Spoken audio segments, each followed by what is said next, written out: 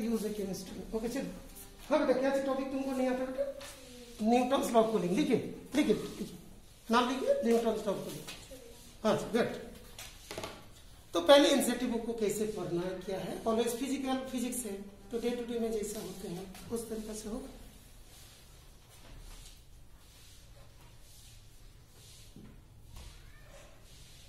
Newton's law of cooling. Okay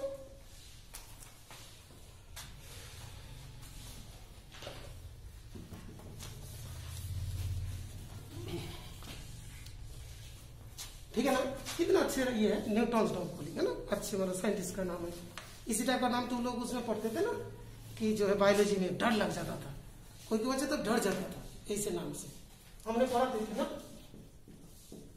ऐसे 10 dons था, जो अंडरवर्ल्ड डॉन्स होता है 10 है 10 डॉन्स, तो बच्चे डर जाता था इतनी सारे 10 अंडरवर्ल्ड मतलब इस बात होता नहीं बेटा, ये दोनों नजदीक होता है 10 डॉन्स बायोलॉजी में होता है ना। अच्छा ये डॉन नहीं होता, ये दोनों मिक्स करके ठीक है। अच्छा ठीक है, थोड़ा माइंड डाइवर्ट कर दिया तुम लोग को कि इसको तुम लोग को पढ़ना है, ठीक है बेटा, न्यूटन्स लॉ ऑफ कूलिंग, ठीक है, याद रहेगा कि ये बात हमने पढ़ा था।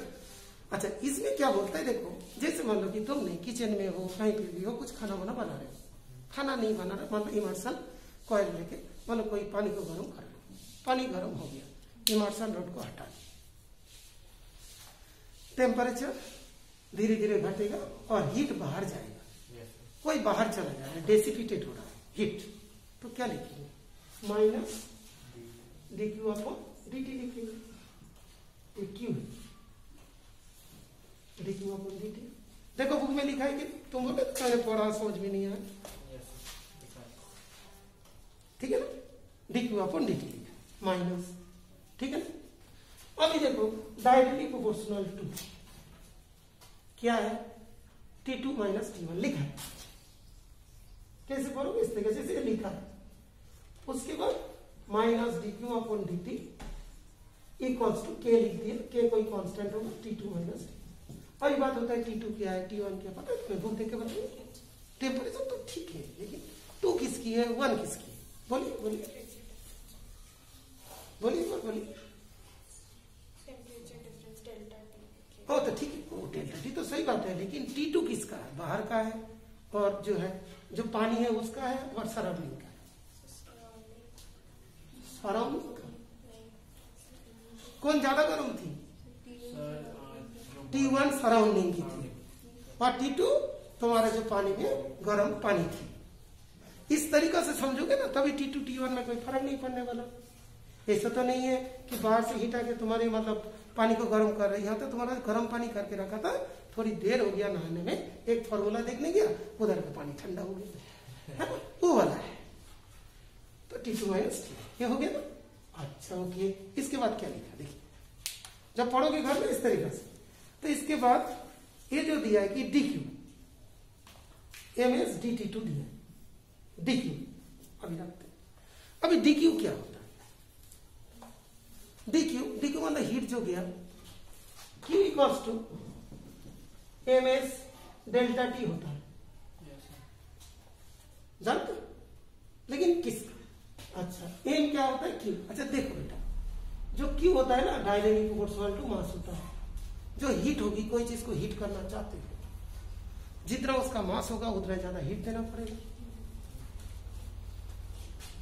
जितना टेम्परेचर बढ़ाना चाहते हो उतना ही तुमको हीट देना पड़ेगा, है ना।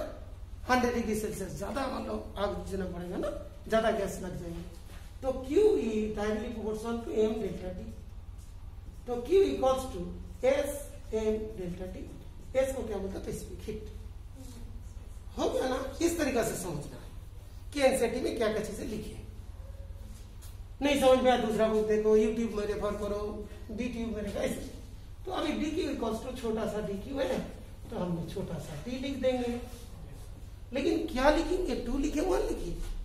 कौन हीट आउट कर रहा है, पानी बाकेट में रखा है, वो कौन है 2 है, बस पहले T2 था उससे थोड़ा कम हो गया तो क्या DT2 हो गया, तो डी क्यू हीट बाहर चला, कोई दिक्कत। अब इस डी क्यू को यहां से कट करके यहाँ पे पेस्ट करना है, होता नहीं मोबाइल में, तो उस टाइम में। तो अभी D Q upon D t, देखो ऐसे करेगा, काट कर पेस्ट किया, देखो लिखा है ना, D Q upon D T. तो क्या है, जो D Q upon D T यहां से कर लोगे, D Q upon D T करोगे, तो M S delta T two upon T T इस तरीका से आ जाएगा। तो इसका वैल्यू इतनी आई, तो इस वैल्यू को यहां पे कट करके पेस्ट कर दो। कट किया, हटाओगे नहीं, कट करके पेस्ट करते तो कट जाता है ना, उसे क्या होगा, हाँ कॉपी करके पेस्ट करना। लेकिन एग्जाम में मत करना कॉपी, कॉपी तो एग्जाम में कॉपी क्या होता है, दूसरे से लिख के पेस्ट कर देता है। Okay, D Q upon D T, तो के हो गया T two minus T one, अरे चार्ज हो जाएगा, चार्ज हो जाएगा। तो जब हम लोग बुक को पढ़ोगे बेटा, पहले एक डाउट पूछते सर यार ये वाला नहीं आता, हम लोग फटाफट कर देते हैं। लेकिन तुमने जो है बुक पढ़ के तुमको समझ में नहीं आए तो बुक को कैसे पढ़ना वो भी तो बताना जरूरी है। ऐसा थोड़ी है कि तुम्हें पढ़ के समझ में नहीं, मैं बता रहा हूँ तुमको, तुम्हारा डाउट इसमें था ना, पढ़ने का कोशिश किया नहीं है, तो पहला स्टेप, दूसरा स्टेप, तीसरा स्टेप क्लियर। ओके, देखो ऐसे लिखा है कि नहीं, लिखा है, ठीक है। इसके बाद वाला स्टेप तुम खुद लिखो, चलो ठीक है, चलिए चलिए जल्दी जल्दी जल्दी जल्दी।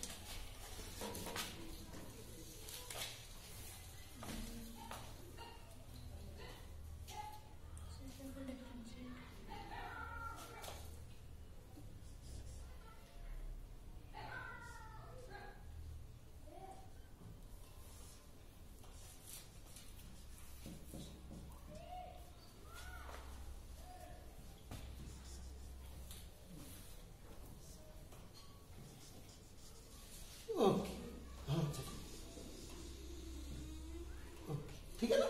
अच्छा, जब तुमने इसको लिख रहे थे तब तुम्हें थोड़ा सा बुक देखना पड़ रहा है, उसका क्या रेमेडी है, क्योंकि इसके बाद हम लोग को इंटीग्रेशन करना है। इंटीग्रेशन को जानते हो, जो x होगा तो dx लग जाएंगे, तो डी टी टू हुआ तो यहाँ पे T two minus T one है, तो टेम्परेचर को एक साथ रखना है, और जो है ना कि आप वो एमएस डी टी को इस तरह रखना है, कोई दिक्कत नहीं हुई है ना।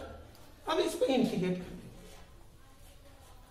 लेकिन यहाँ पे लिमिट नहीं होगी, तो यहाँ पे कांस्टेंट ऑफ इंटीग्रेशन आएगी। इंटीग्रेशन साइन मिला था, इंटीग्रेशन का साइन इसे सांप जैसा था, स्नेक जैसे, हाँ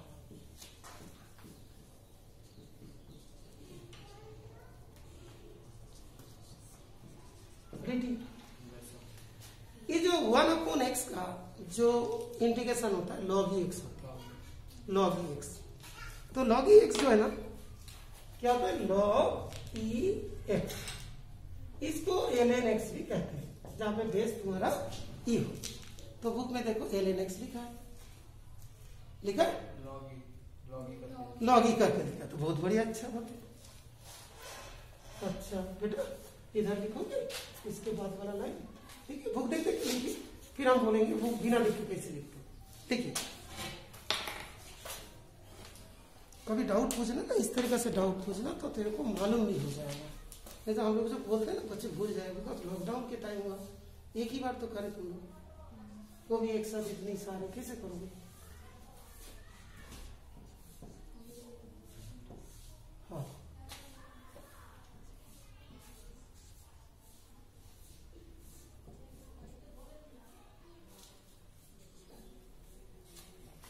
एमएस किधर चला गया, अच्छा देखिए एमएस पहले से, ये जो एमएस वाला था इसको K constant, M B constant, S B constant, तो ये कांस्टेंट ए बी दोनों कांस्टेंट, तो उसका अनदर के लिख दिया, ठीक बेटा, माइनस के डी टी। तो यहाँ पे क्या होगा, के लिख देंगे, तब तुम्हारा इंटीग्रेशन इस तरीका से होगा। यहाँ पे जो सी आया, C is the constant of integration. C क्या होता है, कांस्टेंट ऑफ इंटीग्रेशन। ओके, अभी क्या करना है, T two minus T one निकालना है ना बेटा। अच्छा तुम्हें ये मालूम है 2 to the power 3 कितना होती है, बोल 8 होता है। गुड, इसको लॉग में चेंज कर, log 2 base 8 equal to 3।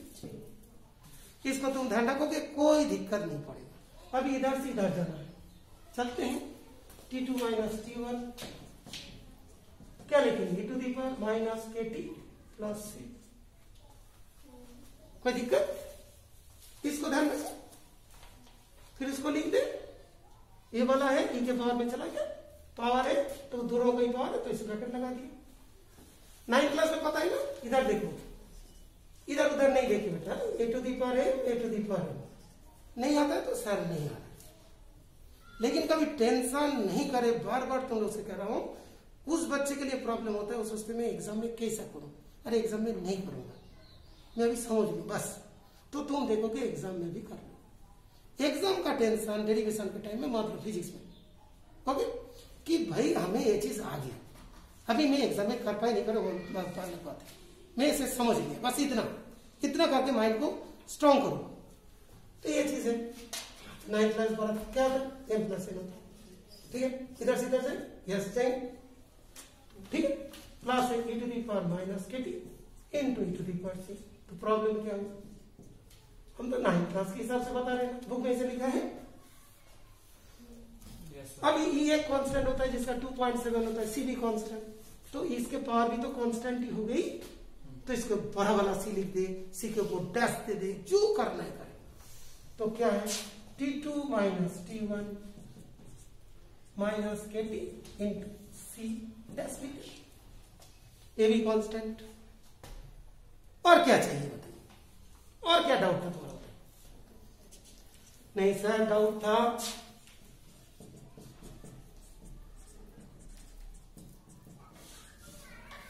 Sir doubt था, सर एक किसका डेरिवेशन हुआ, हमने तो न्यूटन लॉ ऑफ कूलिंग का पूछा, आप एक किसका क्या कर दिया, समझ में भी नहीं आया। ये तो समझ में है कि क्या हो रहा है, लेकिन ये क्यों हो रहा है ये समझ में नहीं आया, ये चीज जरूर बोलो। तो हम लोग देखते हैं, यहाँ पे फिर लौटते हैं Newton's law of cooling. Newton's law of cooling क्या बोलता है कि देखो, जो मतलब हीट जो है ना रेडिएट होगी, उसका जो रेट होगा वो जो है ऑब्जेक्ट, हॉट ऑब्जेक्ट और सराउंडिंग के बीच में जो टेम्परेचर डिफरेंस है उसके साथ डायरेक्टली प्रोपोर्शनल होगा, ये चीज है। तो टेम्परेचर तो थर्मोमीटर से निकाल लेंगे, टाइम तो वॉच से निकाल लेंगे, हीट जा रहा है पकड़ने जाएंगे, बड़ी मुश्किल हो जाएगी, है ना, बड़ी मुश्किल हो जाएगी, ठीक, तो बड़ी मुश्किल होगी। तो हम लोग उसको धीरे धीरे धीरे धीरे क्यू को चेंज कर दिया। फाइव जैसा लग रहा है क्यू है ना, तो किसने लिखा, तुमने? अच्छा मैंने लिखा, मेरा बेटा। अच्छा ठीक, तो हम लोग क्या किया, क्यू को टी में चेंज कर दिया। टी क्या है, टेम्परेचर, थर्मोमीटर है, देख लेंगे बुक में तुम्हारा, देखो फ्री में दो थर्मोमीटर लगा हुआ है, देखो इसके बाद दो थर्मोमीटर, क्यों? एक थर्मोमीटर में काम नहीं हो सकता है? यस, एक अंदर की एक बाहर की टेम्परेचर क्या अंदर में कितना हो रहा है वो पता करने हैं, दो, ठीक है बेटा, दो, तो T2 T1 आ गई। अच्छा ये हो गया। सर आपने इंटीग्रेशन कराया, नहीं समझ में आया, सर यहाँ तक तो ठीक है, लेकिन ये क्या कर रहे हो, ये से क्यों इंटीग्रेशन साफ जैसे फुट कर दी, डर भी लगता है जब सब लग जाते, सबसे से सबको डर लगता है, इंटीग्रेशन से सबको लगता है ना, तो ये क्यों कर दिया? फिर हमने बोलेंगे बेटा देखो, जो टेम्परेचर चेंज होगा ना, धीरे धीरे धीरे धीरे धीरे धीरे होगा, कोई चीज धीरे धीरे धीरे धीरे कुछ हो रहा है, उसको कितनी हीट गया ऐड करना, कैसे ऐड करेंगे, तो उसके लिए साइंटिस्ट लोग एक नया चीज बना के रखा, उसका नाम क्या, इंटीग्रेशन, धीरे धीरे धीरे धीरे चेंज हो। तो जोड़ दो भाई, जोड़ दिया, सर तो ऑर्डर हो गया, सर लॉग आ गया, ये तो नहीं चलेगा, ये तो मेरे को, मैं तो इसका ग्राफ सर नहीं बना सकता। सर अब ऐसा क्यों कर रहे हैं, इसमें ऐसे ये लॉग में क्यों ले जा रहे हैं, इधर तो तब भी ठीक था, इसमें लॉग में क्यों ले जा? फिर दूसरी बात है बेटा, कौन सा वाला ग्राफ अच्छा लग रहा है, कौन सा वाला लग रहा है, स्ट्रेट लाइन, देखो अभी क्या बोला, स्ट्रेट लाइन अच्छा लग रहा है, तो स्ट्रेट लाइन में चला गया, देखो ग्राफ देखो, स्ट्रेट लाइन में चेक करो चेक करो चेक करो, ठीक है ना? ओके, क्या स्ट्रेट लाइन में आ गया 10 क्लास के बच्चे। अच्छा ओके, ये चीज आ गई तो देखो आराम से सॉल्व हो जाएंगे। फिर ये जो लास्ट में हुआ ये क्या बता रहे, बोलिए इस इक्वेशन का नीचे एनसीईआरटी में क्या लिखा, बोलिए? नो,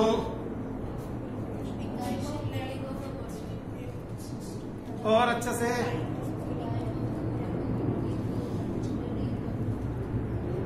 क्या क्या क्या देखते क्या शायद ये लिखा नहीं।